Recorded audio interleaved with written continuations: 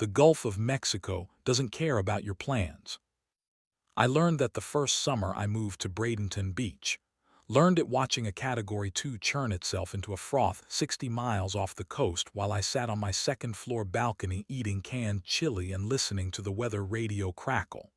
The Gulf is patient in a way that most people aren't. It waits. It builds. And then, when it's ready, it reminds you that everything you think you own is just borrowed. My name is Marcus Teller. I'm 34 years old. I'm an electrician by trade, a prepper by compulsion, and as of approximately 9 days ago, one of maybe a handful of people still breathing in a 4-mile radius. I want to tell you how I got here.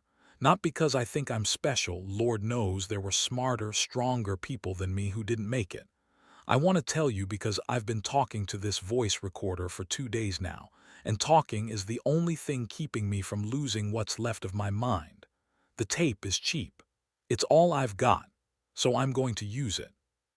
Let me take you back, 10 days ago, a Tuesday in late October. The sun came up over the bay the way it always does down here, slow and orange and absolute, like someone was melting a peach in the sky. I was up before it, which isn't unusual. I'm a 5 a.m. kind of man. I had my coffee on the balcony, the good stuff, Ethiopian dark roast, ground fresh from a hand-crank burr grinder I kept on the kitchen counter. Power grinders are great until the power goes out. That's the whole philosophy, really. Everything I own has a manual backup. The apartment complex is called the Casimir. 12 units total, 6 on the ground floor, 6 on the second. I'm in unit 214, second floor, northeast corner. It's a decent place. Concrete block construction, which matters more than people realize. Stucco exterior. Impact-rated windows, required by code after the 2004 hurricane season rewrote the building standards in Florida. The parking lot faces west, toward the road.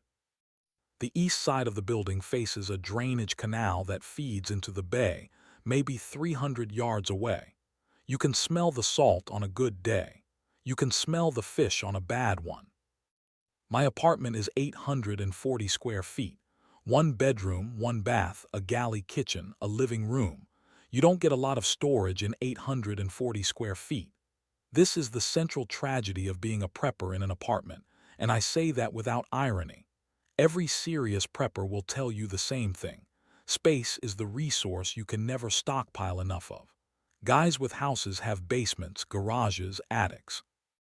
I had a hall closet, space under my bed, and the cheerful audacity to work with what I had. Let me tell you what I had. Under the bed, 4 plastic totes vacuum-sealed.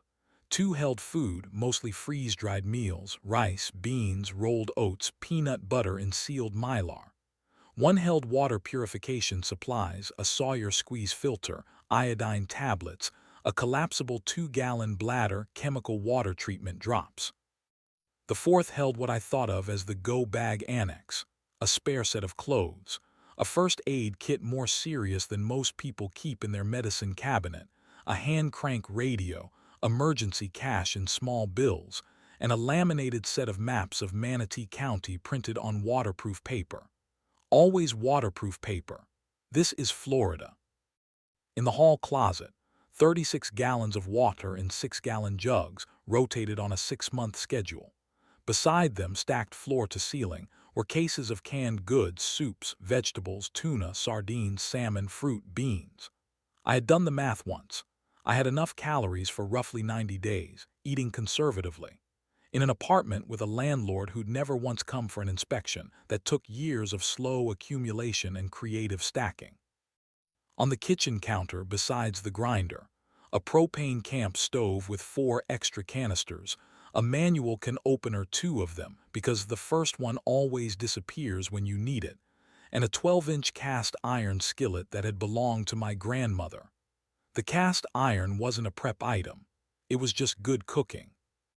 In the living room closet, behind my winter coats I never needed, a machete in a sheath, a hatchet, a folding saw, 50 feet of paracord, 2 headlamps with extra batteries, a multi-tool, and a heavy-duty first aid kit.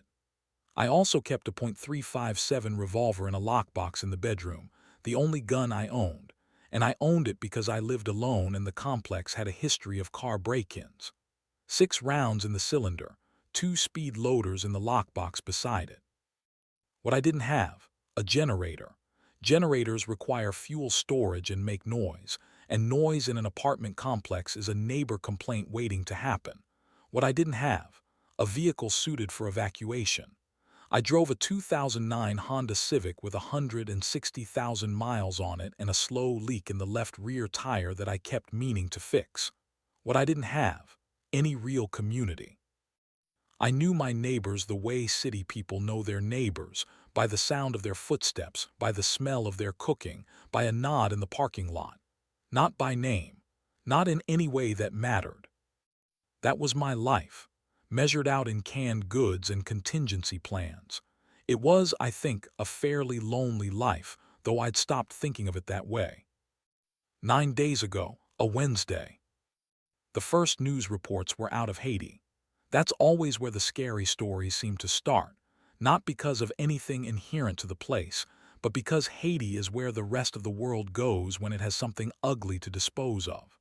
The reports were vague: a neurological event affecting a community in the Artibonite Valley, aggressive behavior, fatalities, authorities investigating the source. I noticed it the way I notice everything that has a potential survival angle, with one eye while doing something else. I was running conduit through a commercial kitchen renovation in Sarasota, sweating through my shirt at 9 in the morning, half listening to the news on a coworker's phone. I flagged it mentally, noted it, went back to work. The second day the reports were in Miami, someone who'd flown in from Port-au-Prince, a cluster of cases in Little Haiti. The word zombie appeared in exactly one news article, written by a blogger, immediately mocked by serious journalists, retweeted 2 million times by people who thought it was funny. I did not think it was funny. I went home that evening and I checked my supplies. I rotated some cans. I charged every rechargeable battery I owned. I filled my bathtub with water using the water bob, an emergency bladder you put in the tub to hold 100 gallons, which I'd owned for 3 years and never used. I slept with the .357 on the nightstand instead of locked in the box. This is the thing about prepping that non-preppers never understand. It's not that we want disaster. It's that we've thought carefully about what disaster looks like, and we've decided that the small cost of being ready is worth paying. I've been laughed at my whole adult life for this. My ex-girlfriend called my closet the bunker. My coworkers called me Cuckoo Marcus behind my back. I knew because Darnell, the plumber, told me one afternoon while we were eating lunch in a parking garage, in the kind of confessional tone people use when they feel guilty. I thanked him. I was never embarrassed. But even I didn't understand what was coming. Not really. Nobody did. 8 days ago, Thursday, the governor of Florida declared a public health emergency. Out of an abundance of caution, the press release said, that phrase that politicians use when they know exactly how bad it is and are hopping to God you don't. The Florida National Guard was activated. The port of Miami was closed to incoming vessels. 3 hospitals in Dade County reported being at capacity, with patients displaying extreme agitation, loss of higher cognitive function, and hypersensitive response to stimuli. I left work at noon. My foreman, a big man named Dale who'd spent 20 years in construction and thought he'd seen everything, told me I was overreacting. I nodded and said I was feeling sick and drove home. On the way, I stopped at the Publix on Cortez Road and bought 6 more gallons of water, 4 more bags of rice, and every battery in the display rack. The store was busy but not panicked. People were going about their business. Somebody had a whole cart of beer. Nobody was buying survival food except me, and I got a few looks, but I was used to the looks. Back at the apartment, I made a list. The kind of list you make when you're not sure how serious it is, but you don't want to find out the hard way. Vulnerabilities: the ground floor, my neighbors, my car, the water supply if the municipal system went down, my relatively limited defensive capabilities, the balcony door, sliding glass, impact-rated but still glass. my location vis-a-vis the nearest hospital, which was about 2 miles away. Advantages: second floor position, concrete block construction, 90-plus days of food, water filtration capability, the canal to the east as a natural barrier. My toolset: I was an electrician, which meant I had wire, conduit, junction boxes, work lights, and a professional's understanding of how buildings are put together and taken apart. My physical condition: I'm not a big man, 5'10", 175 pounds, but I run 4 miles 3 times a week and I can carry weight. I thought about knocking on my neighbors' doors. I thought about it for a long time, sitting at my kitchen table with the list in front of me. Then I thought about what I'd say. Hey, I think there might be a serious outbreak coming and you should probably prepare. I thought about how Dale had looked at me when I left work early. I thought about the beer cart in Publix. I didn't knock. That decision is going to live with me for a long time, maybe forever. 7 days ago, Friday. The news had changed its tune completely overnight. The measured language was gone. There were correspondents reporting from behind what looked like improvised barriers on the streets of Miami. The phrase, "do not approach," was being used a lot. There was cell phone footage online, grainy, shaky, of people moving wrong. Moving wrong in a way that bypassed all my analytical training and went straight to the ancient part of my brain that knows a predator when it sees one. They moved like marionettes. Like something was operating the controls, but didn't quite remember how the controls worked. My phone had been ringing all morning. My mother in Ohio, my friend Garrett up in Tampa, my coworker Darnell, who, it turned out, did not think I was so crazy anymore. I talked to my mother for 40 minutes and told her to stay indoors and fill everything in her house with water. I told her I loved her. I told her not to open the door for anyone until she could see their eyes and they were talking sense. She cried a little and then got very practical. She is a practical woman, and asked me what she should be cooking with if the power went out. I told her she had a gas range and it would work without electricity. She said she'd forgotten that. I heard her exhale with relief. I didn't know it then, but that was the last time I talked to my mother. By midday, the cell towers in Manatee County were jammed. Too many people trying to call at once. Texts were going through intermittently. I sent the same message to everyone in my contacts: I'm okay. Second floor. Doors secured. Check on your own supplies. God bless. At 2 p.m., the power flickered and came back. At 6 p.m., it went out and did not come back. That's when I knew we were past the point of this being a news story. This was real, and it was here. Part 2, the first days. Let me tell you what the first night was like. I lit 2 candles. I had a stockpile of emergency candles in a kitchen drawer, nothing fancy, the thick white pillar kind that burned for 8 hours. I got my hand crank radio out and found a station out of Sarasota that was still broadcasting. An emergency management coordinator was talking in the careful, measured way of a person reading from a script they didn't write and don't fully believe. He said to stay in your homes. He said help was coming. He said if you encountered a person displaying erratic or violent behavior, do not engage, retreat, and call 911. I almost laughed at that last part. My cell service was showing no bars. The 911 system in Manatee County had likely been overwhelmed since noon. I could hear things outside. I want to be precise about this, because my memory of that first night is sharp in some places and blurry in others. I heard a car alarm going off somewhere on the highway. I heard glass breaking, one sharp crack, then silence, then 2 more. I heard someone screaming on the ground floor of my building, Unit 102, which I knew was occupied by a couple in their 60s, a retired teacher and her husband who walked their small dog every evening at 7. I heard the screaming stop in a way that was worse than the screaming. I did not go down to help. I want to say something about that because I think about it every day. I'm a decent man. I've always thought of myself as a decent man. But I was one person with 1 revolver and 6 rounds, and I was on the 2nd floor of a concrete building, and I had made the decision, a deliberate, eyes-open decision that I was going to survive.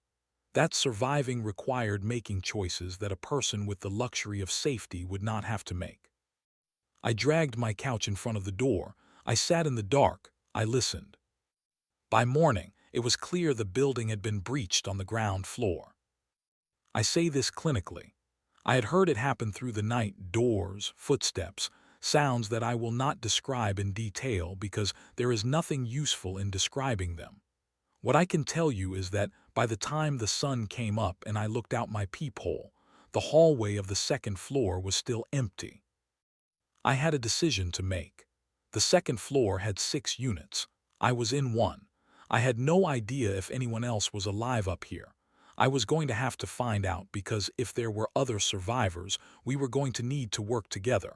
And even if there weren't, I was going to need more than what was in my apartment. I got dressed in work clothes, heavy canvas pants, steel-toed boots, a long-sleeved shirt. I put on leather work gloves. I hung the machete on my belt. I loaded the .357 and put it in my right cargo pocket with my hand already on it through the fabric. I took 3 deep breaths and opened my door. The hallway was empty, quiet. There's a particular kind of quiet that an empty building has, and this wasn't it. This was the quiet of things listening. I went door to door. Unit 210, no answer, door locked. I could hear nothing inside. I moved on. Unit 211, the door was already open, standing ajar about 6 inches. I pushed it with my boot and it swung wide. Empty. Ransacked drawers open, cabinet doors hanging, like someone had left in a hurry and tried to take everything at once. There was a purse still on the kitchen table which told me they'd left fast. I went through the kitchen. Some canned goods left behind, a half-full case of bottled water, a box of granola bars. I took it all. Unit 212. I knocked and identified myself. After a long moment, a voice from inside, hoarse with fear. Who is it? Her name was Diane. She was 26, worked remotely as a graphic designer, had moved in 4 months ago. She opened the door with the chain still on and looked at me with eyes that had clearly not closed the night before. When I told her I had food and water and a plan, she took the chain off the door. She'd been barricaded in her bathroom since the previous afternoon. She had her laptop, useless now without power, her phone, half a bag of trail mix, and a small kitchen knife. That was it. No plan, no supplies, no knowledge of what to do. She was smart and she was scared, and she was exactly the kind of person who, without intervention, would have made a terrible decision within 24 hours and not made it to see the second week. "Can you climb?" I asked her. She said yes. "Are you afraid of heights?" She said not particularly. "Good," I said. "We have work to do." Units 213 and 215 were unoccupied.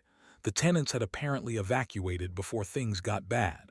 Unit 216, at the far end of the hall, presented differently. The door was closed, locked, but there was a sound from inside, rhythmic, low, repetitive. Not a human sound exactly, more like a persistence mechanism, like a machine that doesn't know it should have stopped. I did not open that door. Diane asked me what we were going to do about it. "Not that," I said, meaning not yet, not with 6 rounds in a revolver and no way to get more. "We're going to seal this hallway from that room and deal with it when we have better options." This is where my electrician's background became more valuable than any survival book I'd ever read. I want to walk you through what we did, because it matters. The second floor hallway of the casemate runs east-west, with 3 units on each side and a stairwell at each end. One to the west, which opened to the parking lot, and one to the east, which opened to a utility corridor and eventually to the exterior on the canal side. Between my cluster of units, 210-12, 214-15, and Unit 216, there was a maintenance closet. I had a hatchet and an electrician's eye for how the building framing worked. Over the course of that first morning, Diane and I did the following.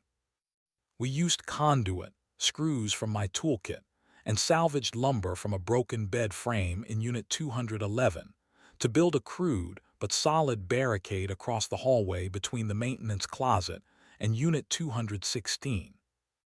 Nothing that would stop something determined indefinitely, but enough to buy time and noise. The first warning system we established. We used paracord strung at ankle height along both stairwells, attached to empty cans with a handful of screws inside primitive alarm systems. If anything came up those stairs, we'd hear it. We stripped the weather stripping from the ground floor stairwell doors and used it to seal the gap at the bottom, not airtight, nothing of the sort, but reducing the sound bleed from below, which was both practical and psychological. Hearing less helped us think more clearly. By noon on that first full day, we had a defensible zone, 5 apartments and a sealed hallway, 2 alarm systems and each other. Part 3, the work of staying alive. Here is what survival actually looks like. Not the glamorous version from movies, not the stoic lone wolf fantasy. The real thing. It looks like rationing. I did the math on our combined food supply that afternoon, sitting at my kitchen table with Diane across from me, both of us eating a measured serving of peanut butter on crackers and drinking exactly 16 ounces of water each. What I'd brought from my stockpile, plus what we'd salvaged from the other units, approximately 110 days of food for one person. For 2 people, that was 55 days, minus what we'd already consumed, call it 54. 54 days sounds like a lot. It doesn't feel like a lot. We need more water, Diane said. She'd caught on fast. She had a good analytical mind. It came out once the fear settled into the background, which it does, eventually. Fear is only efficient in short bursts. The body can't sustain it, so it becomes a kind of white noise, and you learn to think through it. The building had a rooftop, accessible through a ceiling hatch in the second-floor hallway. On the second day, while the parking lot below showed us a tableau I won't describe in detail, I'll just say it confirmed what we already knew about the situation outdoors. I got up through that hatch and spent 2 hours rigging a rainwater collection system out of a salvaged tarp, paracord, and every large container I could find in the empty units. Mop buckets, mixing bowls, pots. Florida in late October still gets rain. We'd get water. I also found something on the roof that changed our situation considerably. A utility shed bolted to the roof surface, padlocked. I cut the lock with my bolt cutters. Yes, I had bolt cutters. They were in the trunk of my car in the parking lot, and retrieving them from the car was an operation that took 30 minutes, 2 panic attacks, and is a story unto itself. Inside the shed, a 50-foot garden hose, 2 5-gallon buckets, various maintenance supplies, and this was the real prize, a 40-pound bag of swimming pool shock, which is a high-concentration chlorine compound. For water treatment purposes, that much pool shock can purify tens of thousands of gallons. We were not going to die of thirst. The food situation required scouting. This was the thing I'd been thinking about since the first day, turning it over, planning the approach. On the third day, Diane and I had a frank conversation about risk. The ground floor units, I said. Some of them were evacuated in a hurry, same as the ones up here. There's food down there. There's also, she didn't finish the sentence. Yes, I said, there's also that. We made a plan. The plan had to account for the fact that the ground floor stairwell opened into a covered breezeway that connected to the parking lot on one side and the canal path on the other. If we went down, we'd be entering a space with multiple approach vectors and limited sightlines. The timing would be early morning, when the light was good and whatever passed for a daily rhythm down there was at its quietest. We'd go fast, hit specific units, come back up, seal the stairwell again. On the third morning, we went down. I won't give you the blow-by-blow, because some of it I don't want to replay and some of it doesn't matter to the story I'm trying to tell. What matters is what we found and what we brought back. Units 104 and 106 had been evacuated in such haste that they were essentially untouched pantries. Canned goods, a bag of dog food useful, high protein and caloric density, though we weren't at that point yet. Several liters of sports drinks, a case of instant ramen, cooking oil, sugar, and in 106, a battery-powered weather radio with fresh batteries and a hand-crank backup that was essentially identical to the one I already had. We also found in the maintenance room on the ground floor something I hadn't thought to look for and almost missed. A collection of basic tools, pipe wrenches, bolt cutters better than mine, a heavy pry bar, and a utility knife set. The building super had been a tidy, well-organized man. We were back upstairs in 18 minutes. The trip was harrowing in ways I won't describe. We sat in my apartment for 20 minutes after, not speaking, just breathing. Then Diane made a list of everything we'd found, and I updated our food timeline, and we were okay. We were okay. Let me tell you about the canal. From my balcony on the eastern face of the building, you can see the drainage canal about 100 yards away, and beyond it, the edge of the salt marsh that runs down to the bay. On day 4, I spent a long time watching that canal, watching the birds specifically. Herons and egrets were working the shallows like it was any other morning. That told me a few things. The water was still sustaining life. The natural world hadn't noticed our catastrophe, or if it had, it wasn't bothered. More importantly, the canal was a barrier. Its banks were steep on our side, a 6-foot drop to the water, concrete-lined, engineered to handle storm surge. Nothing was crossing it from the east without deliberate effort. That meant our eastern exposure was essentially clear. We could focus our attention to the west, which faced the road and the parking lot. On day 5, Diane climbed up to the roof with binoculars I'd retrieved from Unit 211. Apparently the previous tenant had been a birdwatcher, and she spent an hour doing reconnaissance. When she came back down, she had a report. The road to the south was blocked, a 3-car pileup across both lanes about a quarter-mile down, which was actually helpful from a defensive perspective. The commercial strip to the north was partially on fire.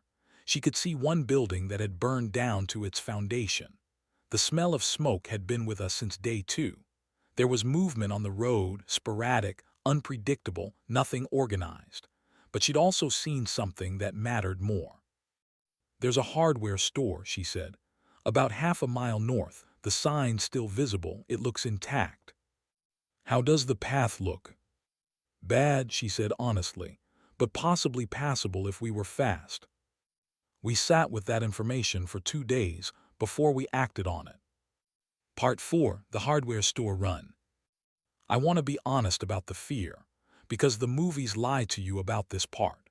In the movies, the hero gears up, steps out, and operates at peak capability under pressure. In reality, I stood at the top of the western stairwell on day 7, hand on the door, and could not make my legs move for approximately 3 minutes. The air that came under the door smelled wrong. Metallic and organic, and wrong in the way that a smell tells you something before your brain processes it. 3 minutes, then I pushed the door open. I won't give you the detail of the half-mile to the hardware store. I will tell you that we moved along the eastern side of the road, close to the drainage canal, using parked cars and landscape features for cover. I will tell you that we encountered 2 of them in that half-mile, and that neither encounter ended in gunfire, because I could not afford gunfire. I will tell you that the machete is a terrible weapon that I never want to use again and have now used twice. The hardware store, a family-owned place called Base or True Value, had been looted selectively. People in a panic don't think clearly. They took obvious things, flashlights and bottled water and generators, and left behind the things that would have mattered more. We moved through systematically, filling the 2 hiking packs we'd brought, guided by my list. What we took: 20 pounds of wood screws in various sizes, 4 boxes of lag bolts, a second pry bar heavier than the one we'd found in the maintenance room, an entire display rack of hinges and hasps and padlocks, every padlock in the store, I think about 30 of them, a reciprocating saw with 8 spare blades, extension cords, wire nuts, 100 feet of electrical wire, 2 battery-operated LED shop lights and 6 sets of batteries to run them, a hand saw, a carpenter's square, wood filler, 4 tubes of construction adhesive, a caulk gun. a box of N95 masks. And in the back, in the lumber section, a pile of 2x4s, 12 of them 8 feet long. We couldn't carry them all, but we made 3 trips in the next 2 days using a cart we found in the garden section, moving fast, sticking to the canal route we'd mapped. 3 trips, 36 2x4s. Those boards changed everything. Part 5, Fortification. What we built over the next 4 days was not elegant, it was functional. The stairwells first. We framed out both stairwell landings with 2x4s and construction adhesive, creating choke points, narrow passages, 1 person wide that could be sealed with a hasp and padlock from the second floor side. The western stairwell facing the parking lot we sealed almost entirely. You could get up it, but only if you knew the lock sequence and had the key. The eastern stairwell facing the canal we left more accessible because it was our lower-risk exit route. Then the hallway. We reinforced our barrier toward Unit 216 with the lumber, turning it from an improvised blockade into something closer to a real wall. I'm not a carpenter, and Diane wasn't either, but an electrician knows how to follow load paths and she has a good eye for geometry. What we built would hold. The balconies presented a different problem. On the ground floor, the balconies were accessible from outside at ground level. Ours were 12 feet up, not impossible to reach if something found the right handhold, or if something was stacked or stood on. We couldn't seal the balconies entirely without losing our primary lookout point, so we compromised. We strung paracord with alarms across both balcony railings, and we built a collapsible barrier inside the sliding door, a frame of 2x4s that could be wedged into the door track in seconds. The shop lights went up in the hallway and in my apartment. Running on batteries, they would last weeks on low setting. Psychological benefit of the lights, significant. After 4 nights of candles and shadows, having reliable light again did something real for both of us. We established a watch rotation. Diane from midnight to 4 a.m., me from 4 a.m. to 8. We overlapped from 8 to 10, which was our planning and maintenance window, and then we rested in shifts through the day with the other person keeping loose watch. It was sustainable. It was structured. Structure, I cannot overstate this, is the thing that keeps you from falling apart. Part 6, What Day 8 Felt Like. On day 8 it rained. Not a Florida afternoon shower, a proper system. Bands of rain sweeping in off the Gulf. The kind that rattles the impact windows and turns the parking lot into a temporary lake. We were on the roof with every container we had. I've never been so happy to be cold and wet. The cistern we'd built, a collection of large plastic storage totes connected by sections of hose and gravity-fed into the 50-gallon containers we'd staged in the stairwell, collected over 90 gallons in 4 hours. Treated with pool shock at the proper dilution, filtered through the Sawyer, it was clean water. We were set for weeks. Diane did something on day 8 that I hadn't expected. She found a notebook in one of the empty units and started drawing. Not art exactly, or not only art. She was mapping. She drew a floor plan of our zone, marking the alarm positions, the barricade, the supply locations, the sight lines from every window. She drew the route to the hardware store and the canal and the road. She made a calendar and started marking days, conditions, supply levels. She was building a system without being asked to, because she understood instinctively that the system was what kept us alive. I thought about what I'd assumed about her on that first morning when she opened the door with a kitchen knife and trail mix, and I'd thought, she needs me to save her. I was embarrassed about that assumption. She didn't need saving. She needed resources and time to become what she already was. We ate well that night by our standards.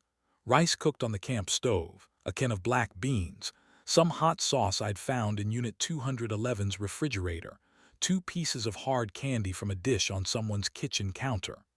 We ate on my balcony, watching the rain move out over the Gulf, and the sky over the water was extraordinary. The kind of clearing storm sky you only get in Florida, purple and gold and improbable. "You think help is coming?" Diane asked. I thought about it honestly before answering. I think help is working on coming. I don't know how long the working takes." She nodded. She didn't push for optimism she didn't believe in, which I appreciated. "Then we just keep doing what we're doing," she said. "We just keep doing what we're doing." Part 7, What I Know Now. It's day 10 as I make this recording.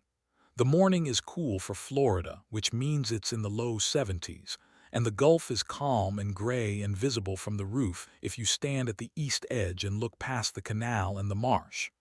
I went up before dawn to check the rain collection and to watch the road, and it was quiet out there, quieter than it's been.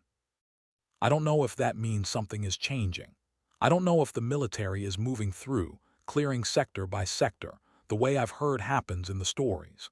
The radio is giving me intermittent transmissions, a civil emergency broadcast looping on a FEMA frequency, telling us that designated shelters have been established in Sarasota and Charlotte County, and to proceed there if it is safe to do so. It has been telling us this for 6 days. The definition of safe to do so is doing a lot of heavy lifting in that sentence. What I know is this: we are alive. We have food for 50 days optimistically. We have water for weeks and a system to make more.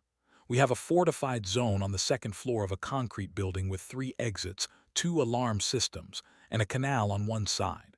We have tools and skills, and increasingly, we have each other, not romantically, not yet, maybe not ever, but in the way that people become essential to each other when the alternative is being alone in a dangerous world.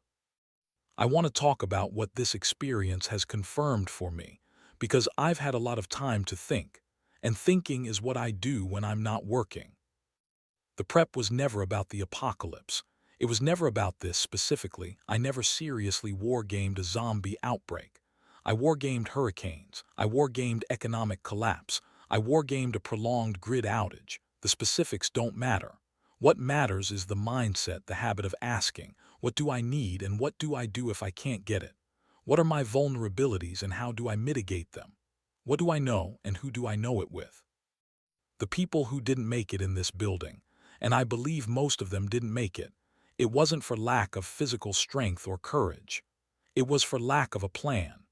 When it happened, they didn't have a framework for what to do, and so they reacted instead of responding, and reacting to this kind of thing is almost always wrong. I made mistakes too, plenty of them. I didn't knock on my neighbors' doors early enough, not just Diane's, but all of them.